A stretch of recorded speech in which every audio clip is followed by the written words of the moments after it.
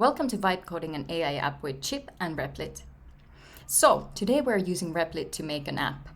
We want to create something that we already have on Chipp and it's fully functional, and we want to take it over to Replit to adjust the UI and make some changes.